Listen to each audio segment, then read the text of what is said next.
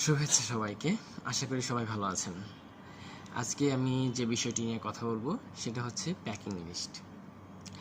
একটি গার্মেন্টসে যখন গুডস রেডি হয়ে যায় তারপর সেটা এক্সপোর্ট করার জন্য যে কাজটা করতে হয় সেটা হচ্ছে গুডসগুলোকে সুন্দরভাবে একটা প্যাক করতে হয়। তো এই প্যাকেট করার পরে হচ্ছে একটা লিস্ট করা হয়। যখন প্যাকেটগুলো হয়ে যায় তারপরে এখানে একটা লিস্ট থাকে যে এই প্যাকেটের ভিতরে কি কি আছে, কি সাইজের কোন গুডসগুলো আছে। তো এই যে প্যাকেটের গায়ে যে একটা লিস্ট, একেই বলা হয় প্যাকিং লিস্ট। তো এই প্যাকেট করার ধরন অনুযায়ী এই প্যাকেটের ভিতরে কি ধরনের গোশত যাচ্ছে, কি সাইজের গোশত যাচ্ছে, তার উপর ভিত্তি করে এই প্যাকেটগুলোকে বিভিন্ন ভাগে ভাগ করা হয়েছে। তো আমরা একটু জানার চেষ্টা করব যে প্যাকিং লিস্টের ভিতরে গুডসের কি কি ডিসক্রিপশন দেওয়া থাকে। একটা প্যাকিং লিস্ট দেখেই কিন্তু ইম্পোর্টার বুঝতে পারে যে এটার ভিতরে কি কি আছে।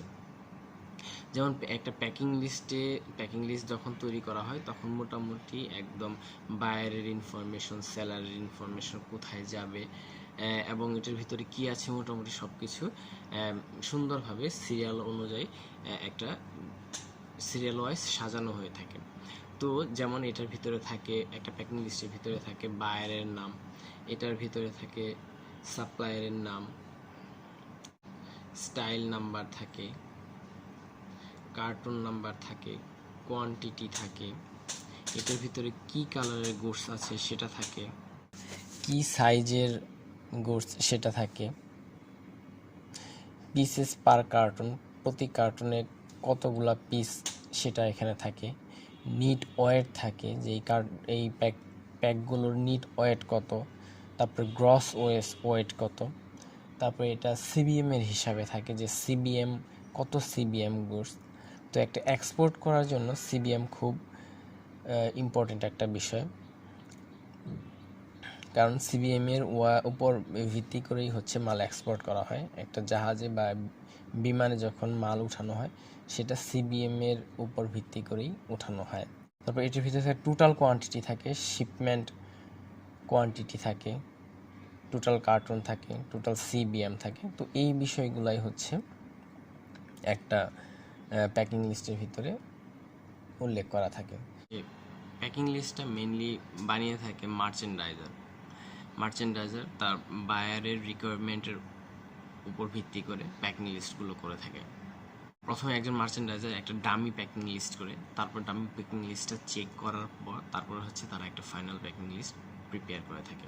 তো এখন হচ্ছে এই আমি প্রথমেই বলেছিলাম যে প্যাকিং লিস্টের কয়েক ধরনের হয়ে থাকে, এটার ভিতরে কি ধরনের কি সাইজের গোশত যাচ্ছে, কি কালারের গোশত যাচ্ছে, তার উপর বেস করে প্যাকিং লিস্টটাকে 4 ভাগে ভাগ করা হয়ে থাকে।